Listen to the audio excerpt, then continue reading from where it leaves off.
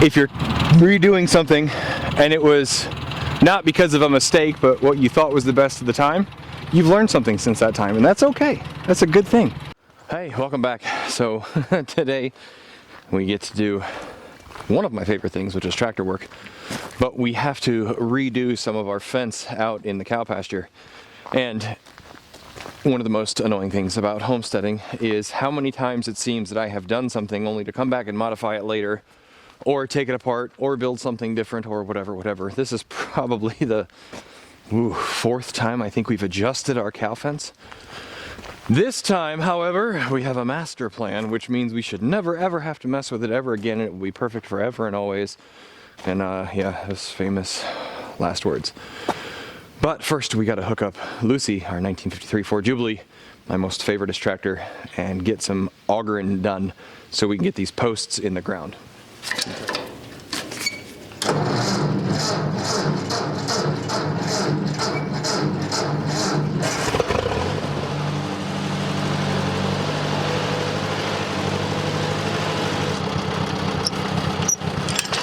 You gotta pull that pin, pull that pin.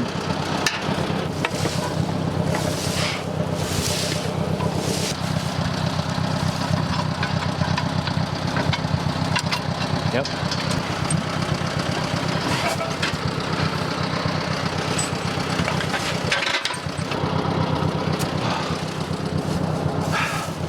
We also have a sponsor for this video. We never show you anything on this channel that we're not using here ourselves. This product I like so much that I called them back and asked them if they had something similar, and they did. But we'll talk about them later. Just remember, they help us here do what we're doing, sponsor the program, things like that. So if you enjoy what we're doing, please at least give them 30 seconds of your time. We got the auger hooked up.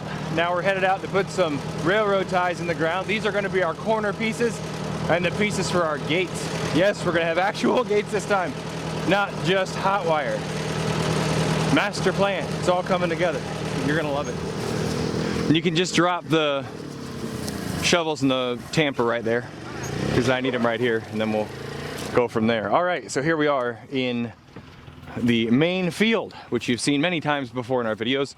This area is about 2.5, maybe 3 acres.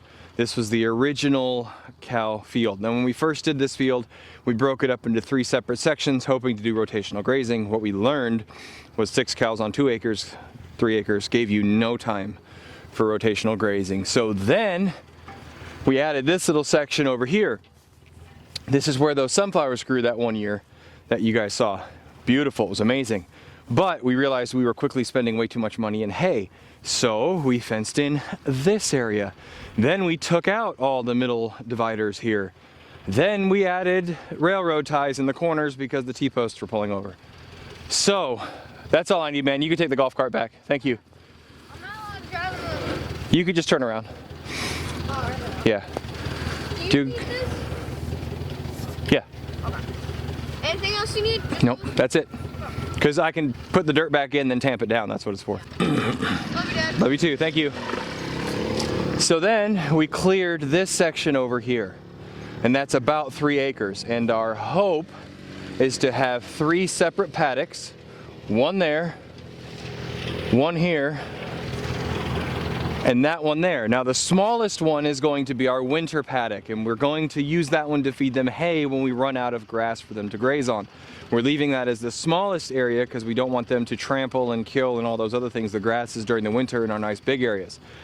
But the real kicker for this, the thing that I'm super excited about, besides having actual gates instead of hot wire, is right here.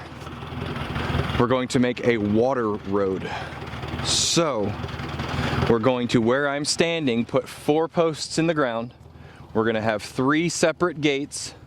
One gate to the hay area, one gate to the original pasture, and one gate to the new area. And then they will all open into this corridor, which is going to run right down there. And if you look carefully, you can see that's where the pigs are. And that's where we water the pigs. So, unlike last time when we were trying to move the cows and we had to move their water barrel and all that nonsense, which was a nightmare, we are going to be able to leave their water in one place and they're just going to have a chute straight down to water that will always be open to one of these 3 other grazing areas, and then we can close the other 2 off. And then at the end of our water road down there, we're going to have a gate so that I can load them in the trailer so I don't have to try and drive in the middle of the field. I am really excited about this because moving the cows around has been a pain in the neck. Moving their water has been a pain in the neck. No more pains in the neck. At some point in the future where we water the pigs and cows, we would like to bury a pipeline and actually have water there so we're not running hoses everywhere, but that's not a this year project, that's a next year project, probably. It's also the same area where we're expanding flower funnels, flower garden, so water all in one place. But first, I must dig holes. So let's dig.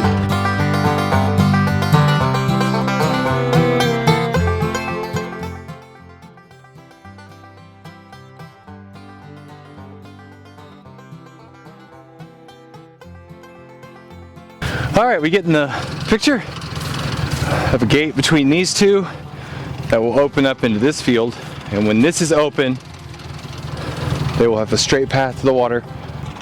That gate will be closed, and that gate will be closed. When we've decided they've munched down on that enough, and we want them in this field over here, when they're here in the water chute, we will close that gate, open that gate. 1 or 2 times of this. They should figure it out. Cows are relatively smart. Now why isn't it a bad thing that I am once again doing fences? Why isn't it a bad thing that it seems like every 6 months that I do something here, I'm taking apart something I did before? Whether it's moving pig pens, cattle pasture, chicken coops, it always seems moving gardens from one place to another. It's okay, because every time I've done that, I've learned something. I have learned what is worth spending the money for, like gates and heavy-duty corner posts, and what things aren't worth spending the money, like electric poultry netting. I don't like it. Just an example. So it's important as you do these things, even in life, if you're redoing something and it was not because of a mistake, but what you thought was the best at the time, you've learned something since that time, and that's okay. That's a good thing. It'll make you better, faster, smarter, stronger, wiser, whatever. Our sponsor for this video is Wild Badger Power Equipment.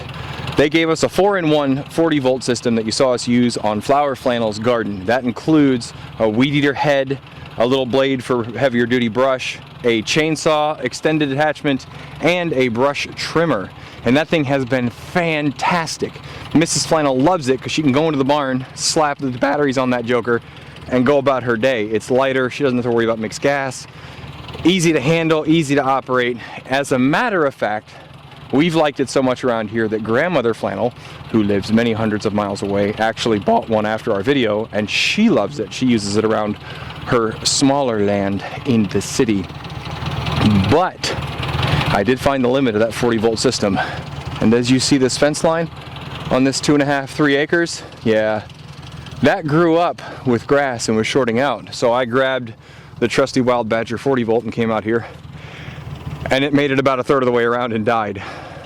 Charged the batteries, it made it about 1/3 of the way around and died. So I asked them, Wild Badger, do you have a gas-powered 4-in-1? And lo and behold, they do! This is their 29cc 2-stroke gas-powered 4-in-1. Little attachment on the end. This one is the chainsaw attachment, which ironically, this is their 40-volt one, and we also happen to have the chainsaw attachment on it. Now, in reality, this electric one I think has more power than this 29cc one, but the 29cc one will run as long as you have gas. So, depending on what your needs are, regular homeowner edition, I really like this 40-volt. I like it a lot. Simplicity, easy to use, lightweight. You don't have to worry about having the 2-stroke and all that kind of stuff. If you happen to have 2 or 3 acres worth of fence line to weed eat, you're going to want something a little more. Now again, these are homeowner type tools. Okay, if you own a landscape company, I don't think you're in any danger of going and buying one of these and then sending me a letter going, it didn't work for 8 hours a day, 5 days a week for whatever, or 12 hours a day, or however many days you work, okay? This is a couple hours a week kind of tool. But they're only $199 for a 4-in-1. $199 for a 4-in-1. Chainsaw, weed whacker, little bushwhacker doodad, and your hedge trimmer. No, that's it. The government's here for me. Can you hear them? Well, it's been fun. Hopefully I see you again. If not, Trump, pardon me.